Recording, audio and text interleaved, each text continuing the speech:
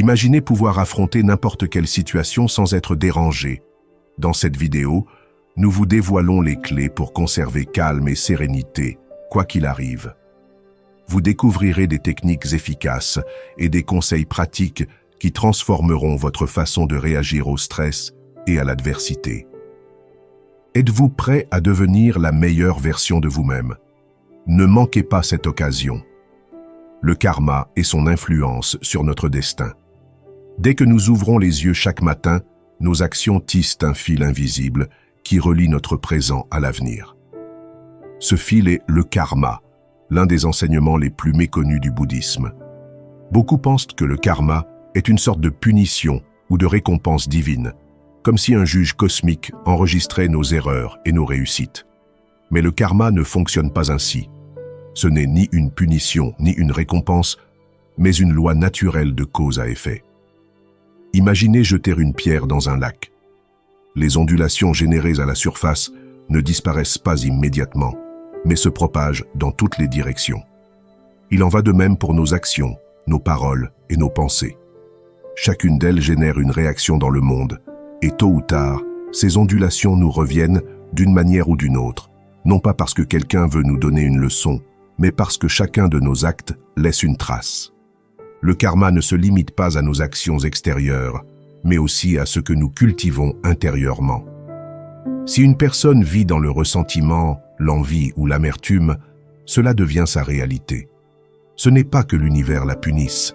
Sa vision du monde est façonnée par ce qu'elle cultive en elle. Au contraire, ceux qui cultivent la patience, la gratitude et la compassion commencent à constater que leur vie est emplie d'harmonie. Non pas parce que tout se passe comme par magie, mais parce que leur propre perception change et avec elle, leur façon d'agir. Dans le bouddhisme, on dit que le karma n'est ni immédiat ni absolu. Ce n'est pas comme si on faisait une bonne action aujourd'hui et qu'on en recevait une récompense demain, ou comme si on commettait une erreur et en subissait immédiatement les conséquences. Le karma évolue au fil du temps de manière imprévisible. Parfois, une action peut mettre des années à porter ses fruits, mais ce qui est sûr, c'est que tout ce que nous semons finit par germer. C'est là qu'entre en jeu la responsabilité. Si nous comprenons que nos actions façonnent notre réalité, nous avons le pouvoir de changer notre vie. Il ne s'agit pas d'attendre que le destin nous traite bien, mais de prendre les choses en main et de commencer à semer ce que nous voulons récolter. Si nous voulons la paix, semons la paix dans nos pensées et nos interactions. Si nous voulons l'amour, pratiquons l'amour, sans rien attendre en retour. Le karma nous montre aussi que nous ne sommes pas déconnectés du monde. Chaque action que nous entreprenons a un impact sur les autres, même si nous ne le voyons pas immédiatement. Un mot d'encouragement peut changer la journée de quelqu'un. Un acte de générosité peut inspirer les autres à faire de même. Tout comme une attitude négative peut propager davantage de négativité, une action positive peut déclencher une chaîne de changements que nous n'aurions jamais imaginé. Mais si tout est déterminé par nos actions passées, sommes-nous pour autant prisonniers d'un destin immuable? C'est là que le bouddhisme nous offre un enseignement libérateur. Le karma n'est pas une condamnation, mais une opportunité.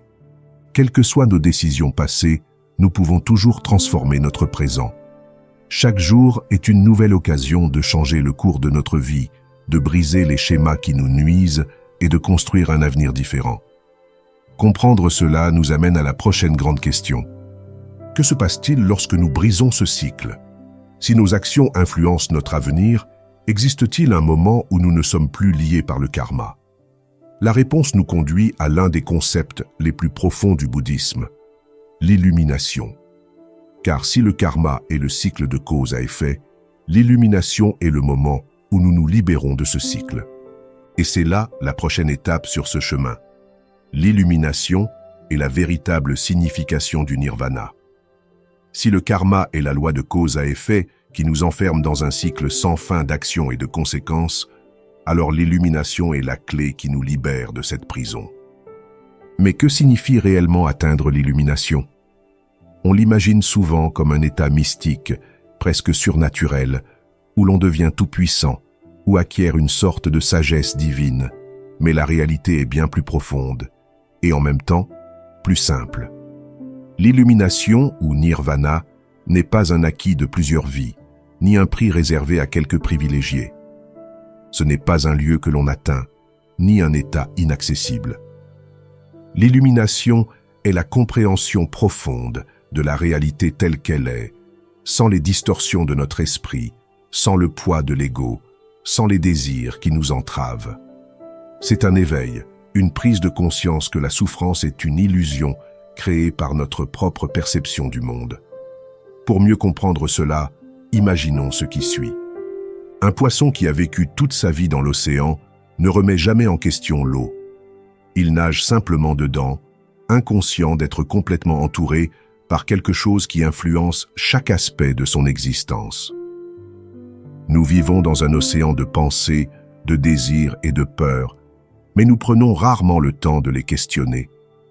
Nous croyons que ce que nous ressentons et pensons est la vérité absolue, alors qu'en réalité, ce n'est qu'une interprétation fondée sur notre expérience, notre culture et nos émotions passagères.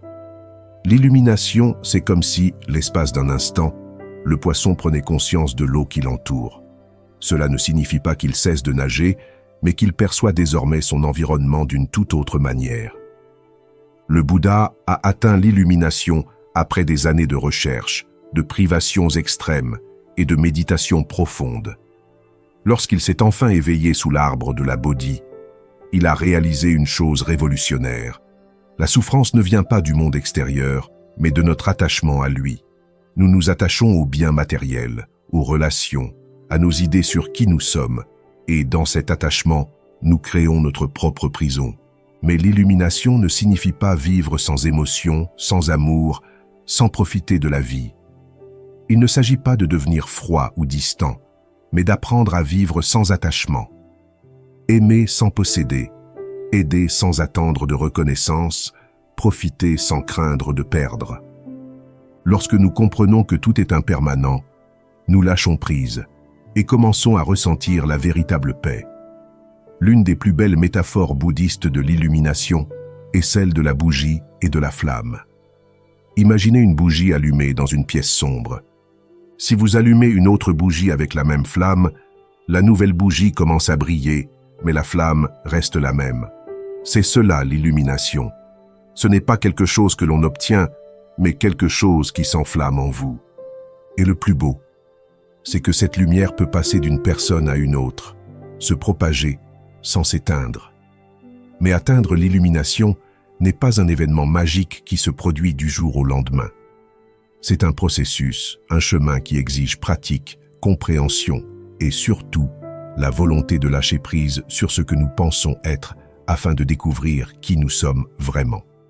C'est là qu'intervient le concept de pleine conscience, car l'illumination n'est pas une réalité future, mais une expérience que l'on ne peut vivre qu'au présent. Pour beaucoup, l'idée d'illumination peut sembler inaccessible, comme si elle était réservée aux moines perchés sur une montagne. Mais le Bouddha n'a jamais enseigné que l'illumination était réservée à quelques privilégiés. En réalité, il a laissé une voie claire pour y parvenir. Le noble octuple sentier. Un ensemble de principes que chacun peut suivre, quelle que soit son origine, son âge ou son mode de vie. Et c'est la prochaine étape de ce parcours, la pleine conscience. Vivre le présent en pleine conscience. Si l'éveil spirituel est l'éveil à la véritable nature de la réalité, la pleine conscience est la pratique quotidienne qui nous en rapproche. C'est l'outil qui nous permet de sortir du pilotage automatique, du tourbillon de pensée qui nous entraîne constamment entre le passé et le futur. Il s'agit de vivre ici et maintenant, pleinement présent à ce que nous faisons, sans distraction, sans jugement, sans nous perdre dans nos pensées. Nous vivons dans un monde où la distraction est devenue la norme. Au réveil, la première chose que nous faisons est de regarder notre téléphone qui nous inonde d'informations avant même que notre esprit n'ait le temps de s'éveiller clairement. Nous mangeons en regardant des vidéos. Nous travaillons en réfléchissant à ce que nous allons faire ensuite. Nous écoutons quelqu'un parler, tout en préparant mentalement notre réponse. Nous sommes rarement pleinement présents dans ce que nous faisons. Et cela a un coût énorme. Lorsque nous ne sommes pas attentifs, la vie passe sans que nous en fassions vraiment l'expérience. Nous passons à côté de moments de beauté, de connexion et d'apprentissage. Nous nous laissons emporter par nos émotions sans en comprendre l'origine. Nous agissons de manière impulsive, sans réfléchir, répétant des schémas qui nous font souffrir. Et le pire, c'est que nous ne réalisons même pas que nous sommes pris au piège de ce cycle. Le bouddhisme enseigne que la pleine conscience est la clé pour se libérer de cet état d'inconscience. Il ne s'agit pas seulement de méditer en silence, mais d'être présent dans tout ce que nous faisons. Ressentir la texture des aliments en mangeant. Observer l'air qui entre et sort de nos poumons lorsque nous respirons. Écouter quelqu'un sans que notre esprit ne s'égare. C'est revivre la vie avec la fraîcheur d'un enfant découvrant tout pour la première fois. L'une des plus grandes erreurs est de penser que la pleine conscience n'est qu'une technique de relaxation. Il ne s'agit pas seulement d'être calme, mais d'être éveillé.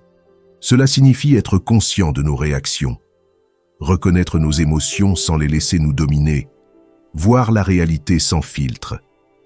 En étant attentifs, nous pouvons remarquer comment la colère surgit avant d'exploser, comment l'anxiété s'accumule avant de nous paralyser, et en le voyant, nous avons la possibilité de choisir comment réagir plutôt que de réagir impulsivement. Imaginez que votre esprit est un lac. S'il y a du vent, les eaux deviennent agitées et vous ne pouvez pas voir le fond. Voilà à quoi ressemble notre esprit lorsque nous sommes submergés par les distractions et les soucis. Mais si le vent se calme, l'eau redevient claire et nous pouvons tout voir clairement. La pleine conscience nous permet d'apaiser notre esprit et de voir clairement ce qui était auparavant caché. Mais comprendre ne suffit pas. La seule façon de vivre la pleine conscience est de la pratiquer. Et c'est là que beaucoup échouent, car ils recherchent des résultats immédiats. On voudrait que notre esprit se calme d'un coup, mais ça ne marche pas comme ça. C'est comme entraîner un muscle. C'est difficile au début. Nous réalisons que notre esprit vagabonde constamment, que nous nous perdons dans nos pensées sans même nous en rendre compte. Mais avec la pratique, nous revenons progressivement au présent. Et avec le temps, la pleine conscience devient notre mode de vie naturel. Les moines bouddhistes pratiquent dans cela dans chaque aspect de leur journée. Marcher, manger, faire la vaisselle, tout devient une occasion d'être présent. Mais nul besoin d'être moine pour l'appliquer. Nous pouvons commencer par des choses simples, sentir la température de l'eau en nous lavant les mains, observer les sons qui nous entourent sans les juger, prendre conscience de notre posture corporelle à cet instant précis. Chaque instant est une occasion de s'éveiller. Et lorsque nous commençons à vivre en pleine conscience, nous réalisons quelque chose d'incroyable. La souffrance que nous croyions inévitable commence à s'atténuer. Non pas parce que la vie devient parfaite, mais parce que nous cessons de résister à ce qui est. Nous cessons de vivre dans le passé ou le futur et commençons à ressentir la paix d'être pleinement dans l'instant présent. Mais comment approfondir cette pratique et la transformer véritablement? C'est là qu'intervient le noble octuple sentier, la carte laissée par le Bouddha pour atteindre la véritable libération. Et c'est là la prochaine étape de ce chemin. Le noble octuple sentier, le guide vers l'illumination. Si la pleine conscience est la pratique qui nous maintient éveillés dans le présent, le noble octuple sentier est la voie complète qui nous guide vers la libération de la souffrance. Il ne s'agit pas d'un ensemble de règles imposées, mais d'un mode de vie qui transforme notre façon de penser, de parler et d'agir. Le Bouddha a découvert cette voie après des années de recherche. Au début, il a connu une vie d'opulence, entourée de plaisir et de confort, mais il a réalisé que cela ne lui apportait pas de satisfaction durable. Il passa ensuite des années dans une austérité extrême, se privant de tout, mais là non plus il ne trouva pas la vérité. Ce n'est qu'en comprenant que l'équilibre était la clé qu'il atteignit l'illumination. Et de cette expérience, il forma le noble octuple sentier. Ce chemin comporte 8 étapes, mais il ne s'agit pas d'étapes à suivre les unes après les autres. Ce sont plutôt des pratiques qui se développent ensemble, comme les pièces d'un engrenage qui se renforcent mutuellement. Tout commence par une vision juste. Avant de changer de vie, nous devons comprendre la réalité telle qu'elle est. Nous devons comprendre que la souffrance ne vient pas de circonstances extérieures, mais de notre attachement aux choses, aux personnes et aux idées. En acceptant que tout est impermanent, nous nous libérons de tout attachement et commençons à expérimenter la véritable liberté. De cette compréhension naît l'intention juste. Il ne suffit pas de comprendre la vérité. Il faut s'engager à vivre en accord avec elle. Cela signifie agir avec compassion, sans malice, sans désirs égoïstes. C'est une décision profonde que de traverser la vie avec un objectif clair, réduire sa propre souffrance et celle des autres. Ensuite, il faut savoir parler correctement. Notre façon d'utiliser les mots a un impact considérable sur notre vie et celle des autres. Les mots peuvent guérir ou blesser. Ils peuvent engendrer la paix ou le conflit. Adopter une parole juste signifie éviter les mensonges, les calomnies, les propos blessants et les paroles creuses. C'est apprendre à parler honnêtement, mais aussi avec bienveillance et détermination. Cela nous conduit sur la bonne voie. Nous ne pouvons avancer sur cette voie si nos actions génèrent de la souffrance. Cela implique de vivre de manière éthique, en évitant la violence, le vol et les atteintes aux autres êtres vivants. Mais au-delà du simple fait de ne pas nuire, agir correctement implique aussi d'aider, de soutenir et d'agir avec générosité et compassion. Pour maintenir cette pratique, nous avons besoin de moyens de subsistance adéquats. Il ne suffit pas d'agir correctement dans notre vie personnelle si notre travail ou nos activités nuisent aux autres. Vivre avec intégrité signifie s'assurer que notre façon de gagner sa vie est éthique, qu'elle ne cause pas de préjudice et n'encourage ni l'exploitation ni la tromperie. Vient ensuite l'effort nécessaire. Suivre cette voie exige de l'engagement. L'esprit a des habitudes profondément ancrées et il n'est pas facile de s'en défaire. Maintenir la pleine conscience, choisir la compassion plutôt que la colère, cultiver des pensées positives au lieu de se laisser abattre par la négativité demande des efforts, mais chaque petit effort nous rapproche de la libération. La 7e étape du chemin est la pleine conscience juste que nous avons déjà explorée.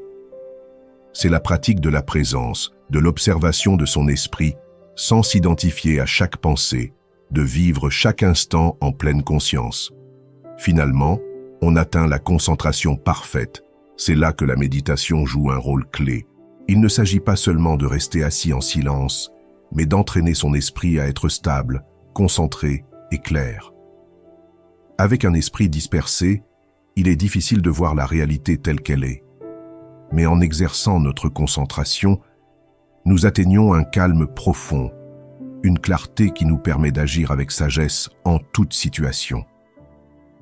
Le noble octuple sentier n'est pas un chemin de sacrifice, mais de transformation. Il ne s'agit pas de suivre des règles par obligation, mais plutôt de découvrir, par la pratique, que chacun de ces principes nous mène à une vie plus épanouie, plus libérée de la souffrance. Mais comment cette voie s'inscrit-elle dans le cycle des renaissances? Pourquoi, malgré tous nos efforts, répétons-nous sans cesse les mêmes expériences? Pour comprendre cela, il nous faut explorer la roue du samsara, ce cycle sans fin dans lequel nous sommes tous prisonniers jusqu'à ce que nous apprenions à nous en sortir. La roue du samsara est le cycle des renaissances. Si le noble octuple sentier est la voie à suivre pour sortir de la souffrance, la roue du samsara est la raison pour laquelle nous y restons prisonniers. D'un point de vue bouddhiste, l'existence n'est pas une ligne droite avec un début et une fin, mais un cercle vicieux qui se répète sans cesse. Nous naissons, grandissons, souffrons, mourons et renaissons, répétant ce cycle à l'infini. Ce cycle ne se réfère pas seulement à la réincarnation au sens littéral, mais aussi au schéma que nous répétons au cours d'une même vie. Combien de fois nous retrouvons-nous prisonniers des mêmes erreurs, des mêmes émotions destructrices, des mêmes désirs qui nous conduisent à la souffrance? Le samsara n'est pas seulement une destination après la mort, c'est la réalité dans laquelle nous vivons, lorsque notre esprit continue de fonctionner en pilotage automatique, réagissant toujours de la même manière. Mais pourquoi restons-nous prisonniers de ce cycle? La réponse réside dans les trois racines du mal, aussi appelées les trois poisons: l'ignorance, le désir et l'aversion. L'ignorance est la cécité qui nous empêche de voir la réalité telle qu'elle est.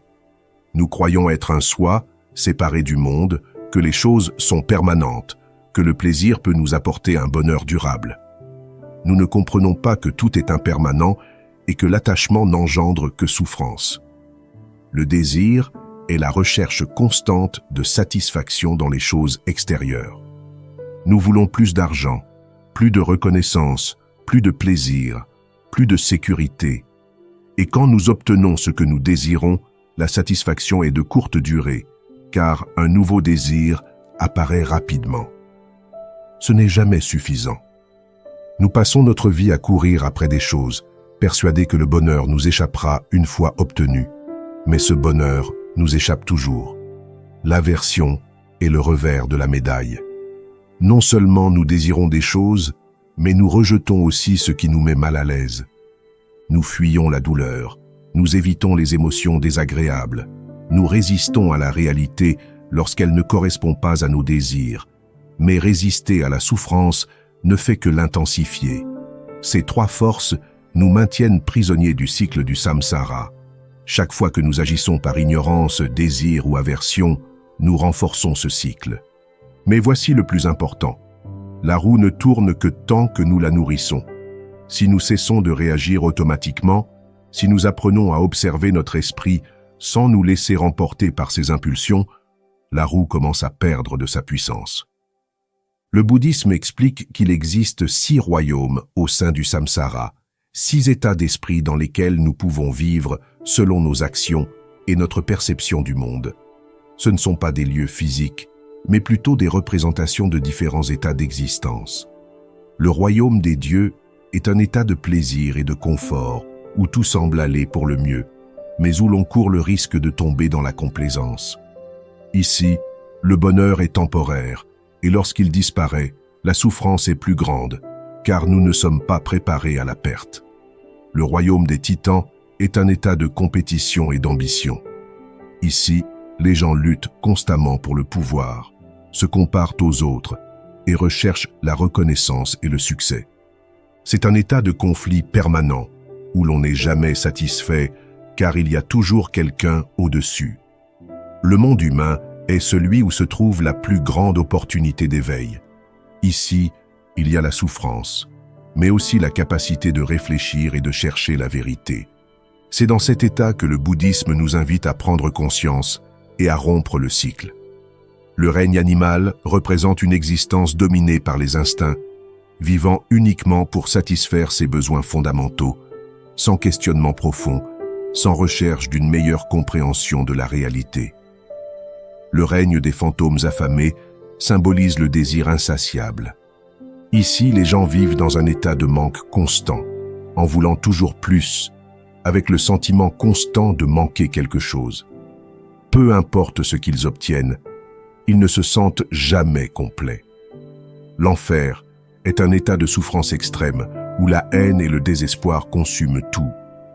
Ceux qui vivent dans cet état perçoivent le monde comme hostile et réagissent avec colère et ressentiment à toute situation. Au cours d'une vie, nous pouvons expérimenter tous ces états.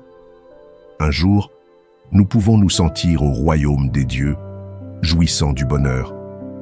Et le lendemain, nous pouvons sombrer dans le royaume des fantômes affamés, avec le sentiment que rien ne nous suffit.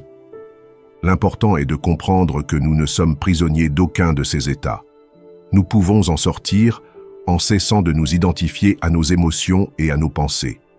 Pour nous libérer du samsara, nous devons le comprendre, observer nos désirs sans nous laisser entraîner par eux, percevoir notre souffrance sans y résister ni l'éviter, cesser de réagir automatiquement et commencer à agir en pleine conscience.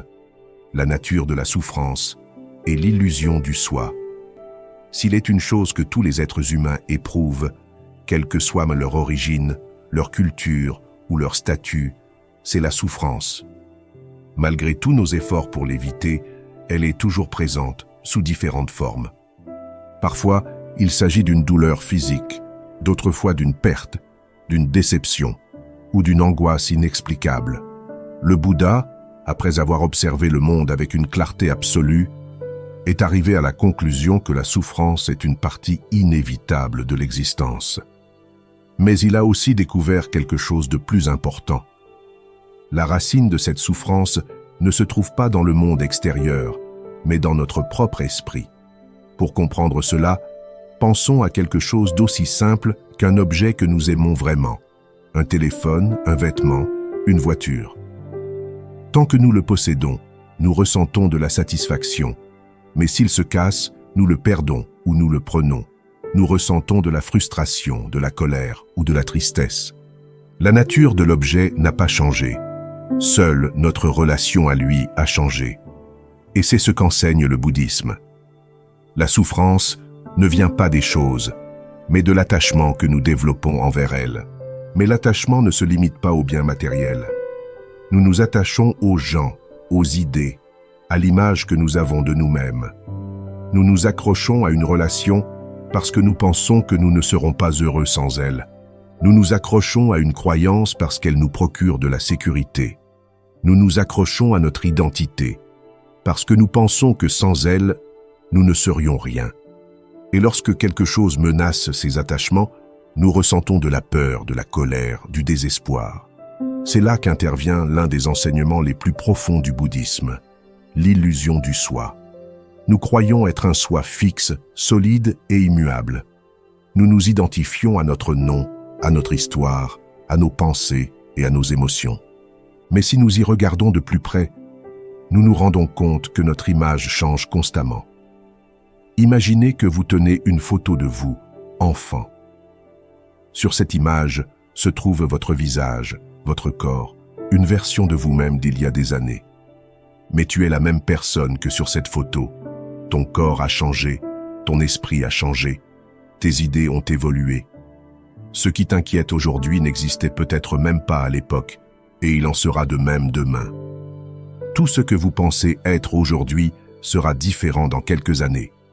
Alors, si tout change, où est le véritable soi?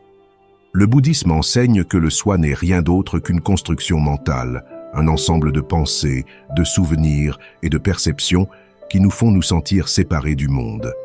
Mais en réalité, nous ne sommes pas une entité figée. Nous sommes un flux constant d'expériences, un processus mouvant tel un fleuve qui n'est jamais le même d'un instant à l'autre. Cette découverte peut être déconcertante au début, car elle nous fait réaliser que ce à quoi nous nous accrochons n'est pas réel.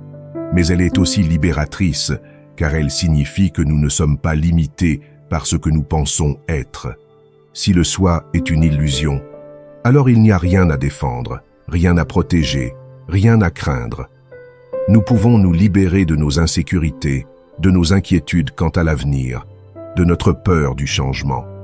Car le changement est la seule constante, et lorsque nous cessons d'y résister, nous trouvons la paix. Mais si tout est impermanent, si le soi est une illusion, comment vivre sans se sentir perdu? C'est là qu'intervient l'enseignement de la voie du milieu, l'équilibre entre détachement et quotidien, le point précis où l'on trouve la sérénité sans renoncer à l'existence.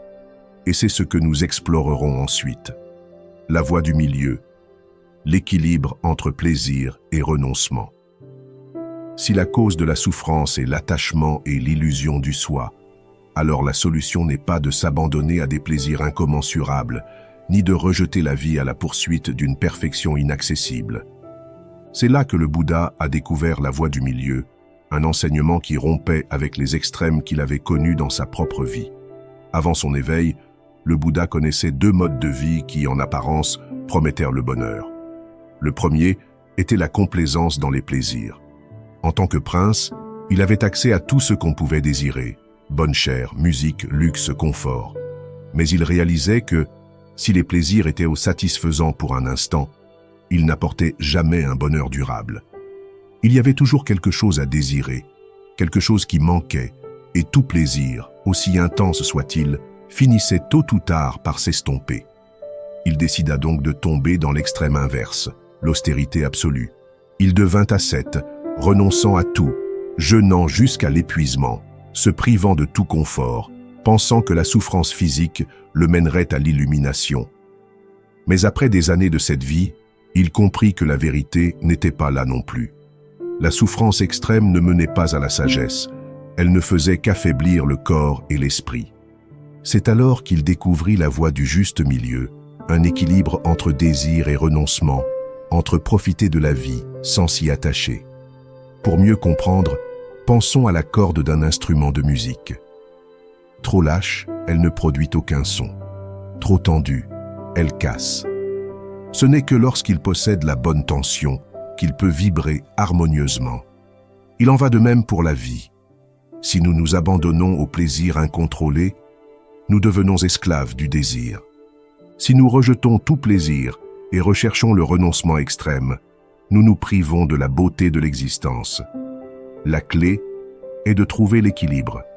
La voie du milieu ne signifie pas vivre dans la médiocrité ou sans aspiration, mais plutôt apprendre à profiter sans attachement. Cela signifie manger avec gratitude, sans tomber dans la gourmandise ni le rejet extrême de la nourriture.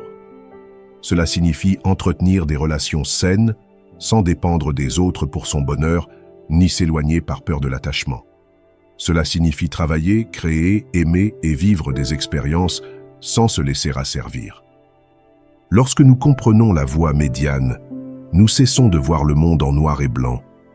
Nous ne pensons plus en termes de tout ou rien, de bien ou de mal, de réussite ou d'échec.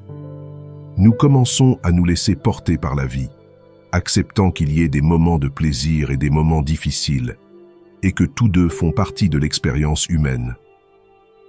Mais pour parcourir ce chemin avec clarté, nous devons développer une qualité essentielle, la compassion, car l'équilibre n'est pas seulement personnel, il s'étend aussi à nos relations avec autrui, et c'est là le prochain enseignement clé de ce chemin. La compassion universelle, pilier du bouddhisme. Au cœur du bouddhisme, au-delà de la méditation, de la sagesse ou du détachement, se trouve un principe qui sous-tend tout le cheminement spirituel. La compassion. Non pas une compassion superficielle ou sentimentale, mais une compassion profonde, née de la compréhension que tous les êtres sont connectés et partagent la même souffrance. En observant attentivement notre vie, nous réalisons qu'une grande partie de notre souffrance provient de notre séparation d'avec les autres. Nous nous sentons seuls, incompris, en compétition avec le monde. Mais le bouddhisme nous enseigne que ce sentiment de séparation est une illusion. Nous ne sommes pas des entités isolées, mais une partie d'un réseau infini d'interdépendance. Tout ce que nous faisons affecte les autres, et tout ce que font les autres nous affecte. La compassion naît lorsque nous comprenons cela non seulement intellectuellement, mais aussi concrètement, dans notre expérience quotidienne. Cela signifie voir les autres et reconnaître en eux le même désir d'être heureux et d'éviter la souffrance que nous ressentons. Cela signifie comprendre que même ceux qui nous font du mal le font par souffrance et par ignorance. L'un des plus grands défis de la pratique de la compassion est de l'appliquer à ceux que nous considérons comme difficiles ou injustes. Il est facile d'éprouver de la compassion pour quelqu'un qui souffre visiblement, mais qu'en est-il de ceux qui nous ont blessés, ceux que nous considérons comme égoïstes, cruels ou sans cœur? C'est là que le bouddhisme nous met au défi de dépasser notre vision limitée. Imaginez quelqu'un qui vous a profondément blessé. Vous ressentez peut-être de la colère, du ressentiment, de la douleur. Mais si vous regardez au-delà des apparences, vous pouvez vous demander ce qui se cache derrière ces actes. Quel genre de souffrance l'a poussé à agir ainsi? N'est-ce pas quelqu'un qui agit malicieusement sans raison? Peut-être cette personne a-t-elle aussi été blessée par le passé. Peut-être est-elle prisonnière de sa propre ignorance, de sa propre douleur. Il ne s'agit pas de justifier le mal ou de permettre aux autres de nous maltraiter, mais plutôt de comprendre que seule la compassion rompt le cycle de la souffrance. Si nous répondons à la haine par encore plus de haine, nous perpétuons le cycle. Si nous répondons avec compréhension et sagesse, nous créons la possibilité d'une transformation. Le Bouddha a enseigné que la compassion n'est pas seulement un sentiment, mais une pratique active. Nous pouvons la cultiver par la méditation en imaginant différentes personnes, amis, inconnus, voire ennemis, et en leur souhaitant bonheur et délivrance de la souffrance.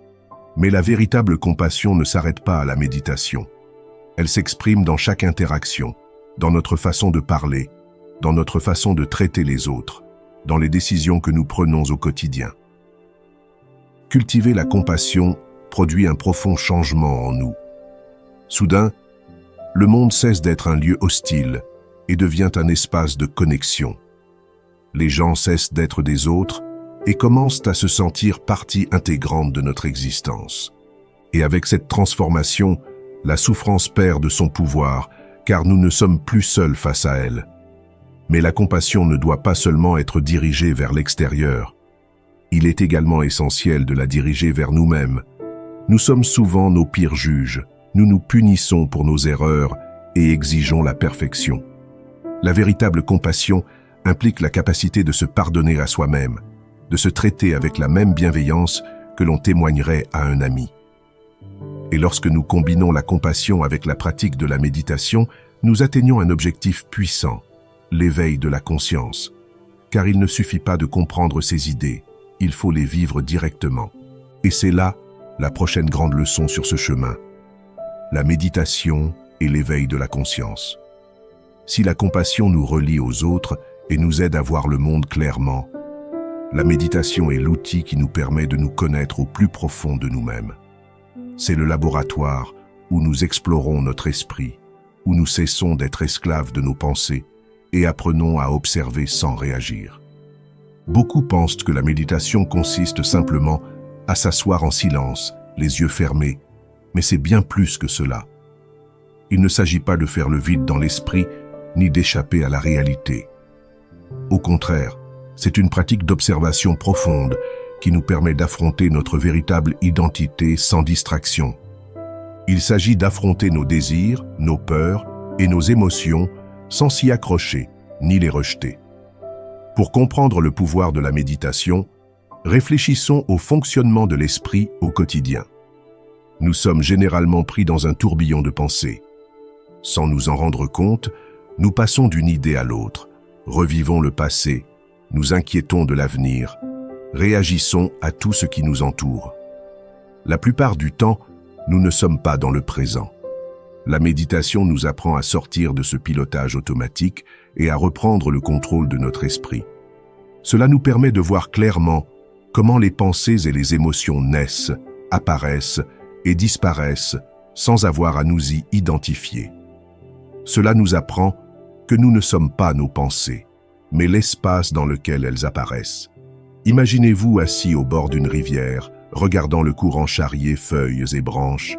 Généralement, lorsqu'une pensée surgit, nous nous y accrochons et nous laissons porter. S'il s'agit d'une pensée inquiétante, nous commençons à imaginer tous les scénarios possibles. S'il s'agit d'un souvenir douloureux, nous revivons l'émotion comme si elle se reproduisait. Mais en méditation, au lieu de nous laisser emporter, nous apprenons à voir les pensées comme des feuilles flottant dans l'eau. Nul besoin de sauter dans la rivière. Nous pouvons simplement observer. Le Bouddha a enseigné différents types de méditation, mais l'un des plus importants est la méditation vipassana, qui signifie vision profonde. Dans cette pratique, nous nous entraînons à observer la réalité telle qu'elle est, sans distorsion. Nous commençons par respirer, sentant l'air entrer et sortir du corps, utilisant cet ancrage pour attirer notre attention sur le présent. Ensuite, nous élargissons notre conscience pour percevoir les sensations, les émotions et les pensées du corps, sans les juger ni chercher à les modifier. Ce qui est étonnant, c'est qu'en observant notre esprit de cette manière, nous commençons à remarquer des schémas que nous n'avions pas remarqués auparavant. Nous remarquons comment certaines pensées surgissent de manière répétée, comment nous réagissons automatiquement à certaines émotions, comment nous nous accrochons à certaines idées et en rejetons d'autres. Avec le temps, cette compréhension nous libère. nous ne sommes plus esclaves de notre esprit. Nous commençons à avoir le pouvoir de choisir comment nous réagissons à la vie. Mais la méditation ne se pratique pas seulement assis sur un coussin. Le véritable objectif est d'intégrer cet état de conscience au quotidien. Marcher en pleine conscience, manger en pleine présence, parler avec attention, écouter sans distraction. Faites de chaque instant une opportunité d'éveil. À mesure que nous approfondissons notre méditation, quelque chose change en nous.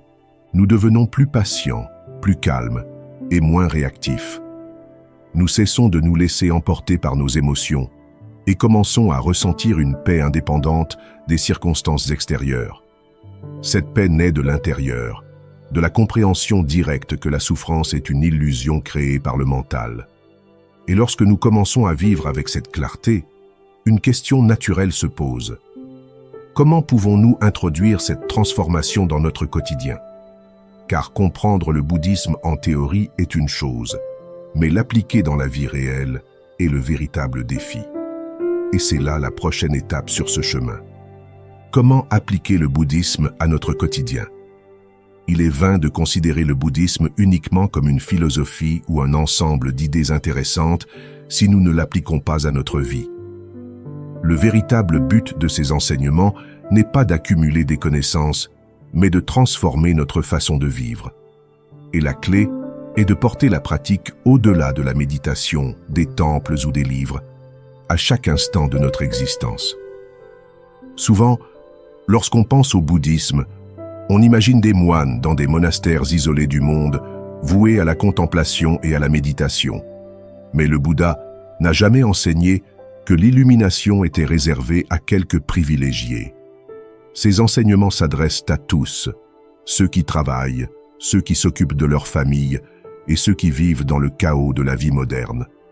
Il n'est pas nécessaire de renoncer à tout, ni de vivre isolé pour pratiquer le bouddhisme. Il nous faut apprendre à intégrer la conscience, la compassion et l'équilibre dans chaque aspect de notre vie. La première façon d'y parvenir est de pratiquer la pleine conscience dans nos actions quotidiennes. Dès le réveil, nous pouvons choisir d'être présents. Au lieu de commencer la journée en consultant notre téléphone ou en nous précipitant sans réfléchir, prenons quelques secondes pour respirer consciemment, pour ressentir notre corps et pour être reconnaissants du nouveau jour. Lorsque nous mangeons, nous pouvons le faire en pleine conscience, en savourant les saveurs, en mâchant lentement, sans distraction. En marchant, nous percevons chaque pas, le contact de nos pieds avec le sol, la sensation du vent sur notre peau. Chaque action, aussi simple soit-elle, est une occasion de s'éveiller. Un autre aspect fondamental est notre relation aux autres. Nous agissons souvent en pilote automatique dans nos interactions, répondant par l'ego, par nos émotions du moment. Mais en pratiquant la conscience, nous pouvons prendre conscience de notre façon de communiquer. Parlons-nous avec bienveillance? Écoutons-nous vraiment? Ou attendons-nous simplement notre tour pour parler? Nos mots construisent ou détruisent. Pratiquer une parole juste ne signifie pas seulement éviter de mentir, mais aussi utiliser les mots pour créer l'harmonie, pour encourager plutôt que critiquer, pour apaiser plutôt que de générer des conflits. Mais il ne suffit pas de contrôler nos paroles. Il faut aussi travailler sur nos réactions. Le bouddhisme nous apprend à observer nos émotions sans nous laisser dominer par elles. Nous réagissons souvent de manière impulsive à la colère, à la frustration ou à la peur, sans réaliser que ces émotions sont passagères. Lorsque quelqu'un dit quelque chose qui nous dérange, au lieu de réagir immédiatement, nous pouvons nous arrêter un instant, respirer et nous demander « Cette réaction nous apportera-t-elle la paix ou la souffrance? Est-ce que je réponds clairement ou par la force de mon ego blessé ?» Ce n'est qu'avec cette pause, cette observation, que nous pouvons éviter bien des conflits inutiles. Un autre aspect essentiel de la pratique du bouddhisme est la pratique du détachement. Cela ne signifie pas vivre sans possession ni rejeter tout bien matériel, mais plutôt comprendre que rien ne nous appartient vraiment. Nous pouvons profiter des choses sans nous y attacher. Lorsque nous comprenons cela, Nous cessons de souffrir de la perte, car nous savons que tout est éphémère. Si quelqu'un nous offense, nous ne le prenons pas personnellement, car nous savons que ses paroles ne sont que la manifestation de son propre esprit, de son propre conditionnement. Face à une difficulté, nous l'acceptons sans résistance, comprenant que tout est impermanent et que la souffrance n'apparaît que lorsque nous nous accrochons à ce que nous voulons être différents. Le travail est également un domaine où nous pouvons appliquer le bouddhisme. Au lieu de le considérer uniquement comme une obligation ou un fardeau, nous pouvons l'utiliser comme une opportunité de croissance.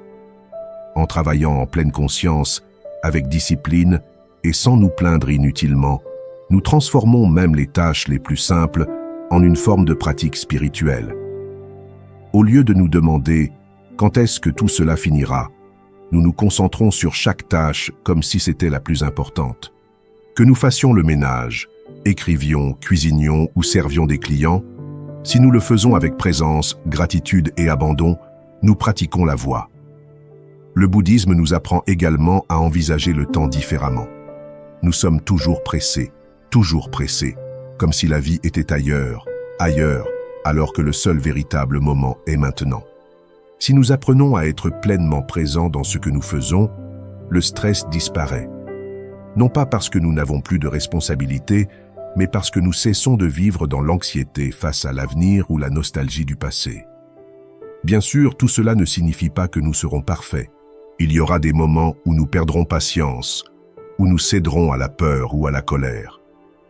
Mais la différence, c'est qu'avec la pratique, nous deviendrons de plus en plus conscients. Nous retrouverons cette conscience plus rapidement, et peu à peu, la souffrance perdra son emprise sur nous. Le véritable objectif du bouddhisme n'est pas de nous isoler du monde, mais d'apprendre à y vivre avec sagesse et paix. Il ne s'agit pas de changer notre vie extérieure, mais plutôt de changer la façon dont nous la vivons. En appliquant ces enseignements à notre quotidien, nous commençons à voir la réalité plus clairement, à agir avec plus de compassion et à vivre plus sereinement. Et lorsque nous comprenons que nous ne sommes pas séparés des autres, que tout ce que nous faisons affecte les autres, une autre grande vérité émerge. Notre existence est intimement liée à celle de tous les êtres. Nous ne sommes pas des individus isolés, mais une partie d'un tout interdépendant. Et c'est la leçon que nous allons explorer ensuite, l'interdépendance de tous les êtres. Tout au long de notre vie, nous grandissons avec l'idée que nous sommes des individus distincts, que nous avons notre propre identité, un soi qui existe indépendamment. Mais à y regarder de plus près, on se rend compte que ce n'est qu'une illusion. Rien dans l'univers n'existe seul. Tout est interconnecté. De l'air que nous respirons à la nourriture que nous mangeons, tout ce que nous sommes dépend d'innombrables facteurs indépendants de notre volonté. Le bouddhisme enseigne l'interdépendance comme une vérité fondamentale de l'existence. Tout ce qui se passe dans le monde résulte d'un réseau infini de causes et de conditions. Rien ne naît de rien et rien n'existe isolément. Si nous prenons une simple pomme, nous pourrions penser qu'il s'agit d'un simple fruit entre nos mains, mais en l'analysant, nous réalisons que pour qu'elle existe, il y a eu des graines, un arbre, de l'eau, du soleil, la personne qui l'a cueillie et le moyen de transport qui l'a amené au magasin. Tout est lié dans une chaîne d'événements qui rend possible même les choses les plus simples de notre vie. Mais l'interdépendance ne s'applique pas seulement aux objets ou à la nature, mais aussi à nos relations et à notre esprit. Personne ne devient ce qu'il est seul. Notre personnalité, nos idées, nos valeurs, tout a été façonné par les personnes que nous avons rencontrées, les expériences que nous avons vécues, la culture dans laquelle nous avons grandi. Même nos pensées sont influencées par ce que nous lisons, ce que nous entendons et ce qui nous entoure. Lorsque nous comprenons cela, nous commençons à voir le monde différemment. Nous réalisons que nos actions ne nous appartiennent pas seulement, elles ont un impact sur les autres. Un mot gentil peut changer la journée de quelqu'un. Un acte de générosité peut déclencher une chaîne de bienfaits que nous ne verrons jamais pleinement. Mais il en va de même pour les actions négatives. Une parole blessante peut rester gravée dans l'esprit de quelqu'un pendant des années.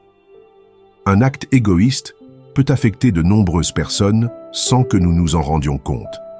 Cette interdépendance nous confère une grande responsabilité. Nous ne vivons pas uniquement pour nous-mêmes. Chaque pensée, chaque action, chaque décision que nous prenons a des conséquences sur le monde. En agissant avec conscience, nous comprenons qu'il n'y a pas d'autre. Ce que nous faisons aux autres, nous le faisons à nous-mêmes. Si nous traitons les autres avec compassion, nous contribuons à un monde plus harmonieux. Mais si nous agissons par égoïsme, nous alimentons la souffrance collective. La nature est un excellent exemple de cette interdépendance. Lorsque nous détruisons une forêt, nous ne nuisons pas seulement aux arbres. Nous affectons le climat, les animaux qui dépendent de cet écosystème et l'air que nous respirons. De même, lorsque nous cultivons une attitude de haine ou de ressentiment, non seulement nous nous nuisons à nous-mêmes, mais nous contribuons également à un environnement de conflit et de séparation. Mais l'interdépendance apporte aussi une précieuse leçon sur l'attachement. Nous souffrons souvent parce que nous voulons que les choses se passent d'une certaine manière, parce que nous croyons avoir le contrôle sur notre vie. Mais quand nous comprenons que tout est lié, nous comprenons aussi que nous ne pouvons pas tout contrôler. Nous ne pouvons pas forcer les autres à agir comme nous le souhaitons. Nous ne pouvons pas forcer le cours des événements. La seule chose que nous puissions faire est d'agir sagement dans le présent, de semer les meilleures graines et d'avoir confiance que tout se déroulera dans les bonnes conditions. Cette compréhension nous apporte la paix. Nous cessons d'être obsédés par les résultats immédiats. Nous cessons de lutter contre l'inévitable. Nous apprenons à nous laisser porter par la vie, à accepter que tout change, à faire confiance au processus. Et au lieu d'y résister, nous commençons à participer activement à la création d'un monde plus conscient et harmonieux. L'interdépendance nous aide également à développer la gratitude. Lorsque nous réalisons que rien dans notre vie ne nous appartient au sens absolu, nous commençons à tout considérer comme un don. La nourriture que nous consommons est possible grâce à des centaines de personnes et de processus. Les vêtements que nous portons, le toit au-dessus de nos têtes, tout cela nous est venu grâce à une chaîne d'efforts incessante. En cessant de tenir ces choses pour acquises, nous cultivons un profond sentiment d'appréciation de la vie et de ceux qui nous entourent. Mais cet enseignement est plus profond. Si tout est interconnecté, alors la séparation entre soi et les autres n'est qu'une illusion. Si tout naît en dépendance de tout le reste, alors il n'existe pas de soi indépendant existant isolément. Cette compréhension nous conduit à l'une des idées les plus profondes du bouddhisme, la dissolution de l'ego. L'ego est le sentiment d'être un individu à part entière, l'idée d'un soi figé qui doit se défendre, se protéger et exceller. Mais lorsque nous observons attentivement notre expérience, nous réalisons que ce soi n'est rien d'autre qu'un ensemble de pensées, d'émotions et de souvenirs en constante évolution. Il n'existe pas de noyau fixe, pas d'identité immuable. Cette compréhension est libératrice. La plupart de nos problèmes viennent de l'ego. Nous nous sentons offensés parce que nous croyons que quelqu'un a attaqué notre identité. Nous souffrons parce que nous voulons que le monde se conforme à nos désirs. Nous angoissons parce que nous craignons de perdre ce que nous considérons comme nôtre. Mais lorsque nous comprenons que le soi n'est qu'une construction, que nous faisons en réalité partie d'un tout interdépendant, la souffrance perd son emprise sur nous. C'est là le fondement de la véritable compassion. Nous aidons les autres, non pas parce que nous sommes de bonnes personnes, mais parce que nous comprenons qu'il n'existe aucune véritable séparation entre eux et nous. Leur bonheur est notre bonheur. Leur souffrance est notre souffrance. Et lorsque nous agissons en partant de cette compréhension, nos actions cessent d'être motivées par l'ego et deviennent l'expression naturelle de l'unité que nous partageons avec tous les êtres. Mais si tout est interconnecté, une question inévitable se pose. Que se passe-t-il après la mort? S'il n'y a pas de soi fixe, que subsiste-t-il après la mort? Pour répondre à cette question, nous devons explorer l'un des enseignements les plus profonds du bouddhisme, l'impermanence de la vie et la nature de la mort. Voici la prochaine étape sur ce chemin. La mort et l'impermanence de la vie. Dès notre naissance, la certitude absolue est là. Un jour, nous mourrons. Pourtant, la plupart des gens passent leur vie à éviter la mort, comme si l'ignorer pouvait l'empêcher de survenir. Dans le monde moderne, la mort est devenue un sujet tabou. Nous la cachons dans les hôpitaux, la masquons sous des mots doux et évitons d'en parler. Mais dans le bouddhisme, la mort n'est ni une chose à craindre ni à ignorer, mais une part fondamentale de l'existence que nous devons comprendre si nous voulons atteindre la paix véritable. Le Bouddha a enseigné que tout dans la vie est transitoire, rien n'est permanent. Les moments heureux passent, tout comme les moments difficiles. Les corps vieillissent, les relations évoluent, les circonstances changent. Tout est en constante évolution. Mais ce que nous avons le plus de mal à accepter, c'est la fugacité de notre vie. Nous nous accrochons à l'idée que nous avons le temps, que la mort est lointaine. Or, la réalité est que la mort peut survenir à tout moment. Et au lieu de considérer cela comme quelque chose de terrifiant, le bouddhisme nous enseigne à l'utiliser comme un outil d'éveil. Réfléchissons à la mort pour vivre pleinement. Dans de nombreuses traditions bouddhistes, les moines méditent sur la mort chaque jour. Non pas comme un exercice morbide, mais comme un moyen de rester conscient de la fragilité de la vie. Lorsque nous nous rappelons que la mort est inévitable, notre perspective change. Nous comprenons qu'il n'y a pas de temps à perdre avec des futilités, des rancunes inutiles ou des préoccupations superficielles. Imaginez qu'on vous annonce qu'il ne vous reste plus qu'une semaine à vivre. Vous soucieriez-vous encore de ce que les autres pensent de vous? Passeriez-vous votre temps à vous disputer pour des futilités? Probablement pas. Vous vous concentreriez probablement sur l'essentiel. Aimer, être reconnaissant, vivre consciemment chaque instant. Le problème, c'est que nous vivons comme si nous étions immortels. Nous laissons passer les jours sans en profiter. Nous remettons nos rêves à plus tard. Nous évitons d'exprimer nos sentiments. Nous croyons qu'il y aura toujours plus de temps.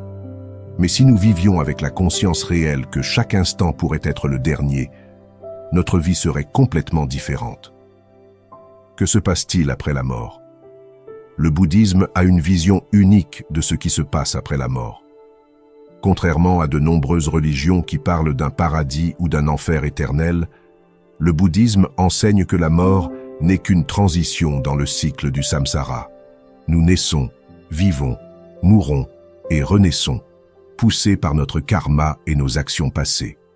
Cependant, le but ultime du bouddhisme n'est pas simplement la renaissance, mais la libération de ce cycle. Chaque vie est une occasion de s'éveiller, de se libérer des schémas de souffrance et d'atteindre l'illumination.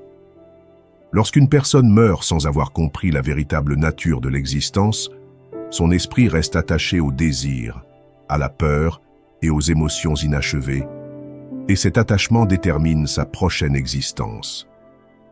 Les textes bouddhistes décrivent le bardo, l'état intermédiaire entre la mort et la renaissance. On dit qu'à la mort, l'esprit entre dans un état transitoire où il éprouve des visions et des sensations intenses. Ceux qui ont cultivé la sagesse dans la vie peuvent reconnaître la nature illusoire de ces expériences et se libérer du samsara. Mais ceux qui sont prisonniers de la peur et de l'attachement sont attirés vers une nouvelle naissance selon leur karma. Ceci nous amène à un enseignement clé. Nous mourrons comme nous avons vécu. Si nous avons vécu dans la peur, l'attachement et la confusion, nous risquons d'affronter la mort avec les mêmes émotions. Mais si nous cultivons la paix, la lucidité et la compassion, nous pouvons affronter la mort avec sérénité. La peur de la mort et l'attachement à la vie. La peur de la mort est, en réalité, la peur de la perte. Nous ne voulons pas abandonner ce que nous connaissons, ce que nous aimons. Nous sommes terrifiés à l'idée de disparaître, mais le bouddhisme nous apprend que le véritable problème n'est pas la mort, mais l'attachement à l'identité. Nous croyons être un être fixe et séparé, et c'est cette illusion qui nous fait souffrir. Si nous observons la nature, nous constatons que tout suit un cycle. L'arbre perd ses feuilles en automne, mais repousse au printemps. Un fleuve n'est jamais le même d'un instant à l'autre, mais il continue de couler. De même, notre existence n'est pas un point fixe, mais un flux continu de changements. Nous ne sommes plus les mêmes il y a 10 ans, et nous ne le serons plus dans 10 ans. Lorsque nous comprenons cela, la mort cesse d'être perçue comme une interruption, et nous commençons à la percevoir comme une transformation. Le bouddhisme zen enseigne: si vous voulez connaître la vérité sur la mort, observez-la à chaque instant. Cela signifie que la mort n'est pas seulement la fin de la vie physique, elle survient à chaque instant. Chaque respiration marque la fin de la précédente. Chaque jour que nous vivons marque la mort du jour précédent. Notre corps est en constante évolution. Nos cellules meurent et se régénèrent sans cesse. Nous mourons et renaissons à chaque instant. Lorsque nous comprenons cela, nous cessons d'avoir peur de la mort, car nous réalisons que nous l'avons déjà vécue. Et si nous apprenons à nous libérer de la peur par petites touches, à nous libérer d'une émotion négative, à nous libérer d'une relation toxique, à accepter le passage du temps, alors, lorsque viendra l'heure de la mort physique, nous serons prêts à nous libérer également de ce dernier lien. Comment se préparer à la mort au quotidien? Le bouddhisme nous invite à faire de la mort un enseignant. Au lieu de la considérer comme un ennemi, nous pouvons l'utiliser comme un outil pour vivre plus authentiquement. Parmi les pratiques qui peuvent nous aider, on peut citer la réflexion sur l'impermanence. Chaque jour, rappelez-vous que rien n'est permanent. Cela nous aide à apprécier davantage ce que nous avons et à nous libérer de l'attachement à ce que nous ne pouvons pas contrôler. Pratiquez le détachement. Il ne s'agit pas de tout abandonner, mais plutôt d'apprendre à savourer sans s'accrocher, à aimer sans posséder, à travailler sans obsession, à vivre sans peur de perdre et à cultiver la paix intérieure. Grâce à la méditation, à la compassion et à la pleine conscience, nous pouvons apprendre à affronter la vie avec sérénité, ce qui nous préparera à affronter la mort de la même manière. Nous devons faire la paix avec notre passé, résoudre les conflits en suspens, demander pardon et pardonner à ceux qui nous ont blessés. Ne laissons pas de tâches inachevées qui nous condamnent à la souffrance. Servons les autres. Lorsque nous vivons avec générosité et aidons les autres, notre existence prend un sens plus profond. Et quand viendra le moment de partir, nous saurons que nous avons laissé une empreinte positive sur le monde. La mort comme libération.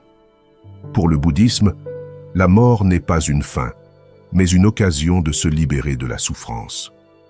Ceux qui ont atteint l'illumination ne craignent pas la mort, car ils ont compris qu'aucun soi ne pouvait mourir. Leur esprit est comme un espace ouvert, sans barrière, sans limite.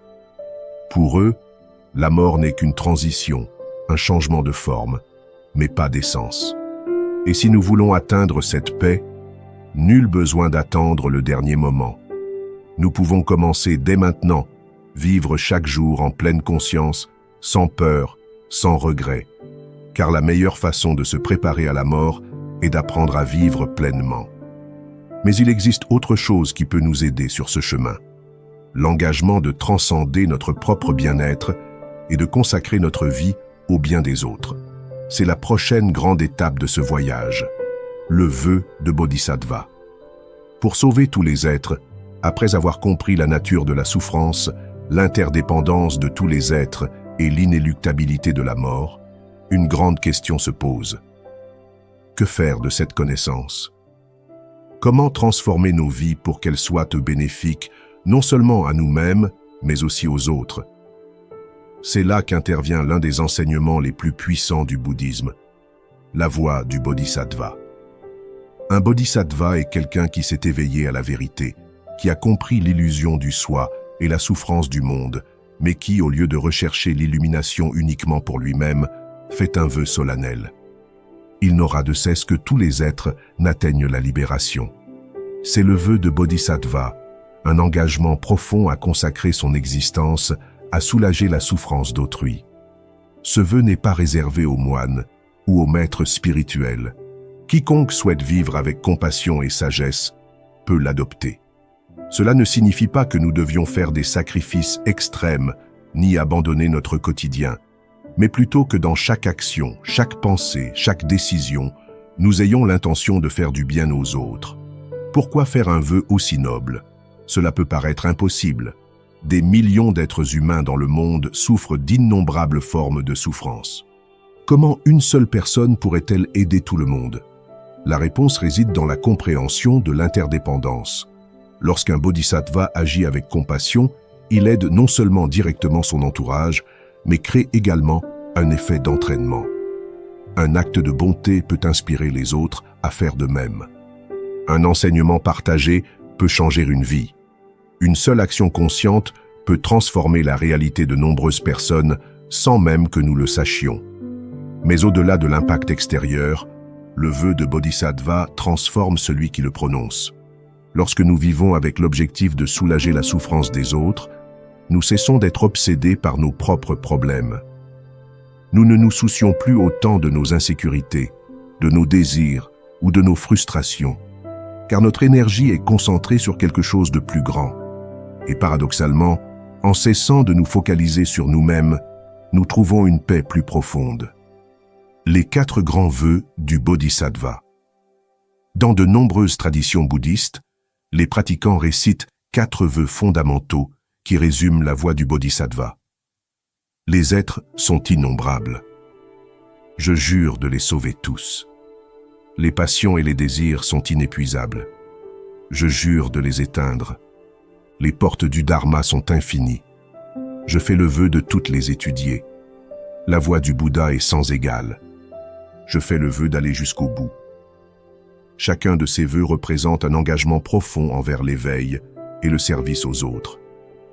Peu importe si nous n'atteignons jamais le but final, ce qui compte, c'est l'intention de parcourir ce chemin chaque jour.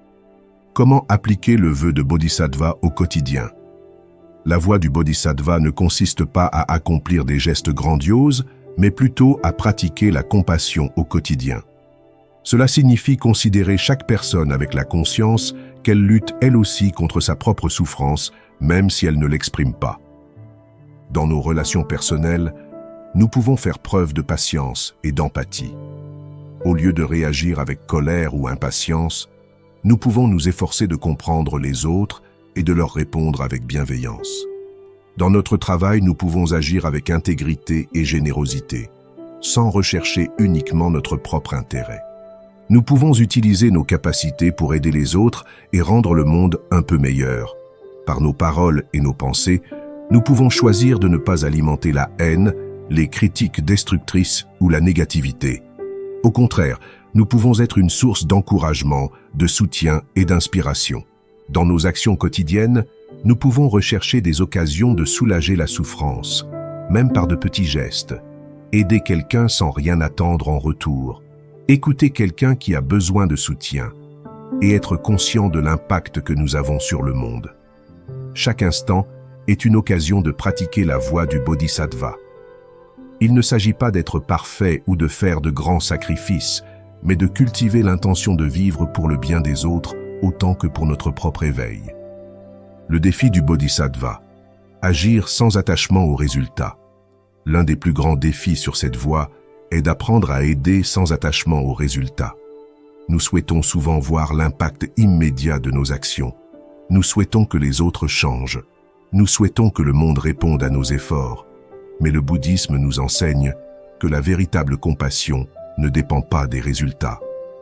Un bodhisattva aide parce que c'est dans sa nature, parce que c'est la bonne voie, et non parce qu'il attend reconnaissance ou succès. Si quelqu'un nous répond avec ingratitude, nous continuons d'agir avec bienveillance. Si nous ne constatons pas de changement immédiat, nous continuons à semer des graines de compassion, confiant qu'un jour elles germeront. Cela nous procure une immense liberté. Nous ne sommes plus frustrés lorsque les autres ne changent pas, ni découragés si nos efforts semblent invisibles. Nous continuons simplement d'avancer, car nous savons que chaque acte de compassion a de la valeur, même si nous n'en percevons jamais pleinement les effets. Le bodhisattva est l'ultime barrière. L'ego spirituel. À mesure que nous progressons sur le chemin, un nouvel obstacle peut surgir, l'ego spirituel.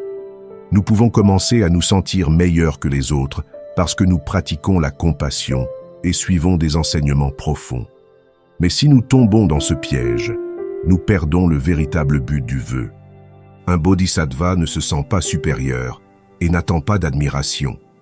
Il ne recherche pas la reconnaissance et ne s'attache pas à l'identité d'une personne spirituelle. Il agit simplement sans ego, sans attente. Et c'est dans cette humilité qu'il trouve la véritable liberté. L'étape finale du bodhisattva. Abandonner même le désir d'illumination. L'enseignement final de la voie du bodhisattva est le plus paradoxal. Pour atteindre l'illumination, il faut abandonner même le désir d'y parvenir. Tant que nous recherchons l'illumination comme objectif personnel, nous restons prisonniers de l'attachement. Mais lorsque nous cessons de penser à notre propre illumination et nous concentrons sur le bien-être des autres, quelque chose de surprenant se produit. L'éveil survient naturellement, non pas parce que nous le recherchons, mais parce que nous nous oublions nous-mêmes. La voie du bodhisattva n'est pas un sacrifice, c'est libérateur. En vivant pour soulager la souffrance des autres, nous nous libérons de notre obsession pour nous-mêmes. Nous devenons légers, libérés de tout fardeau, sans attente. Et dans cette légèreté, dans cet abandon, nous trouvons la paix absolue. Mais le vœu de bodhisattva ne se limite pas à aider les autres. Il implique aussi de développer la sagesse nécessaire pour nous guider sur ce chemin.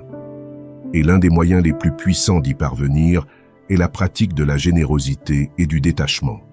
Car c'est seulement en apprenant à donner sans craindre de perdre que nous découvrons ce que signifie véritablement la liberté. Et c'est là la prochaine étape de ce voyage, la pratique de la générosité et du détachement. S'il y a une chose qui définit la voie bouddhiste, c'est l'art du lâcher-prise. Lâcher prise sur l'attachement, sur les attentes, sur l'illusion du soi. Et de toutes les façons de le pratiquer, l'une des plus puissantes est la générosité. Car lorsque nous donnons sans rien attendre en retour, nous brisons la barrière de l'ego, nous remettons en question la croyance selon laquelle il faut accumuler pour être heureux. Dans le bouddhisme, la générosité ne se limite pas à donner des biens matériels. C'est bien plus profond que cela. C'est une attitude d'abandon total qui s'exprime de multiples façons. Donner du temps, des connaissances, du soutien, de l'amour et de l'espace pour que les autres puissent être eux-mêmes. En pratiquant une générosité authentique, nous entraînons notre esprit à lâcher prise, à cesser de nous accrocher à l'idée que nous possédons quelque chose. Pourquoi est-il si difficile de donner? À bien y réfléchir, la générosité devrait être naturelle, et d'une certaine manière, elle l'est. Nous éprouvons de la satisfaction à donner, nous sommes comblés par le bonheur des autres, mais nous éprouvons souvent une certaine résistance, luttant pour abandonner ce que nous considérons comme nôtre. Cela est dû en partie à notre mentalité de manque. Nous croyons que si nous donnons trop, nous nous retrouverons sans rien, que si nous donnons sans mesure, nous ne recevrons aucun amour en retour, que si nous partageons nos connaissances, nous perdrons notre avantage. Mais c'est une illusion créée par l'ego. En réalité, la générosité nous enrichit. En donnant sincèrement, sans attente, nous nous libérons de la peur de la perte. Nous cessons de vivre avec l'angoisse d'avoir plus et commençons à éprouver la joie de partager. Et paradoxalement, plus nous donnons, plus nous recevons, non pas par désir, mais parce que donner ouvre notre cœur et nous connecte aux autres. Les 3 types de générosité. Le bouddhisme enseigne qu'il existe 3 formes principales de générosité. La générosité matérielle, donner des objets, de l'argent, de la nourriture, des ressources. C'est important car cela répond aux besoins fondamentaux et contribue à soulager les souffrances immédiates des gens. Mais il ne s'agit pas seulement de donner, il s'agit de le faire avec un cœur ouvert, sans attachement. La générosité du savoir, partager des leçons, guider les autres sur leur chemin. Offrir sa sagesse sans attendre de reconnaissance. Parfois, un conseil sincère, une histoire, une leçon de vie peuvent transformer le destin de quelqu'un. La générosité du temps et de la présence. Être là pour les autres. Dans un monde où chacun est distrait, offrir toute notre attention est un don inestimable. Écouter quelqu'un sans l'interrompre, sans réfléchir à sa réponse, est l'une des formes de générosité les plus profondes. Le détachement, la racine de la véritable générosité. Mais la générosité ne peut être complète que si elle s'accompagne de détachement. Il ne s'agit pas seulement de donner, mais d'apprendre à lâcher prise. Souvent, même en donnant, on s'accroche. Si nous aidons quelqu'un, nous attendons de la gratitude. Si nous partageons quelque chose, nous aspirons à la reconnaissance. Si nous donnons de l'amour, nous en attendons en retour. Mais le détachement nous apprend que l'acte de donner se suffit à lui-même. Le bouddhisme nous rappelle que rien ne nous appartient réellement, ni nos biens, ni nos relations, ni même notre corps. Tout ce que nous possédons est emprunté pour un temps. Un jour, inévitablement, nous devrons tout lâcher. Et si nous n'apprenons pas à lâcher prise maintenant, la souffrance sera plus grande au moment de la perte. Mais détachement ne signifie pas indifférence. Cela ne signifie pas vivre sans amour ni connexion. Cela signifie aimer sans posséder, aider sans contrôler, vivre sans peur de perdre. Cela signifie être au monde avec un cœur ouvert, sans s'accrocher à quoi que ce soit comme si c'était éternel. Comment pouvons-nous pratiquer la générosité et le détachement au quotidien? Nul besoin de faire de gros dons, ni de tout abandonner pour pratiquer la générosité et le détachement. Nous pouvons commencer par de petits gestes qui, avec le temps, transformeront notre façon de vivre. Donner sans rien attendre en retour. La prochaine fois que nous ferons quelque chose pour quelqu'un, nous pourrons l'essayer sans attendre de remerciements, sans attendre de reconnaissance. Simplement donner et partager. Partager ce que nous savons. Si nous possédons une compétence ou un savoir qui peut aider les autres, nous pouvons le partager sans crainte. Le savoir s'enrichit lorsqu'il est partagé. Oubliez le besoin de contrôle. Nous souffrons souvent parce que nous voulons que les choses se passent comme nous le souhaitons. Pratiquer le détachement, c'est accepter que nous ne pouvons pas tout contrôler, ni tout le monde. Apprécier sans posséder. Profiter des choses sans s'y attacher. Un paysage, un moment avec quelqu'un qu'on aime, une expérience. Tout est temporaire, mais cela ne nous empêche pas de l'apprécier pleinement tant que ça dure. Pratiquer la gratitude. Lorsque nous prenons conscience de tout ce que nous avons reçu dans la vie, nous sommes plus enclins à donner. Gratitude et générosité vont de pair, ce don caché de la générosité et du détachement. Lorsque nous pratiquons la générosité et le détachement, quelque chose d'inattendu se produit. Nous nous sentons plus libres. Nous réalisons que le véritable poids que nous portons dans la vie n'est pas ce qui nous manque, mais ce à quoi nous nous accrochons pour ne pas le perdre. Lorsque nous lâchons prise, lorsque nous abandonnons le besoin de posséder, de tout contrôler ou de recevoir quelque chose en retour, nous ressentons une légèreté inédite. Et dans cette légèreté, nous trouvons la véritable paix. Non pas parce que nous avons accumulé davantage, mais parce que nous avons appris à vivre sans peur de perdre. Non pas parce que nous avons toutes les réponses, mais parce que nous avons appris à laisser tomber les questions. Non pas parce que la vie est devenue parfaite, mais parce que notre bonheur ne dépend plus de sa perfection. Le bouddhisme ne nous demande pas de renoncer à la vie, mais plutôt d'apprendre à la vivre avec sagesse. Puissions-nous aimer sans posséder? Puissions-nous aider sans attendre? Puissions-nous profiter sans nous attacher? Car c'est seulement en abandonnant tout ce qui est superflu que nous découvrons la seule chose qui compte vraiment, la liberté de vivre le cœur léger et en paix. Et maintenant que nous avons parcouru ce chemin ensemble, la question est: comment pouvez-vous commencer à appliquer ces enseignements dans votre vie? Car la théorie n'est qu'une première étape. Le véritable changement se produit lorsque nous intégrons ces pratiques à notre quotidien. Et c'est le défi que je vous laisse aujourd'hui. Commencez petit, mais ça commence maintenant. Car le moment de se réveiller n'est pas demain ou dans une autre vie. C'est ici et maintenant. Nous avons parcouru un chemin profond, explorant des enseignements qui ont transformé la vie de millions de personnes depuis des siècles. Mais la véritable transformation ne se produit pas simplement en écoutant ces idées, mais en les appliquant au quotidien. Il n'est pas nécessaire de procéder à des changements radicaux immédiatement.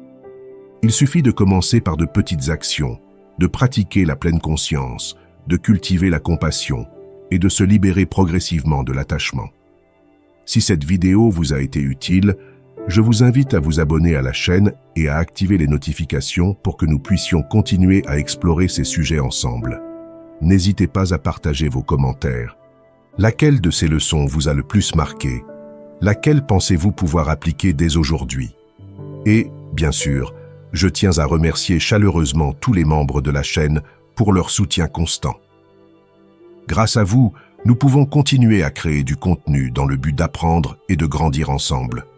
Chaque commentaire, chaque interaction et chaque contribution contribue à l'évolution de cette communauté. À bientôt pour la prochaine vidéo. D'ici là, n'oubliez pas, il est temps de se réveiller.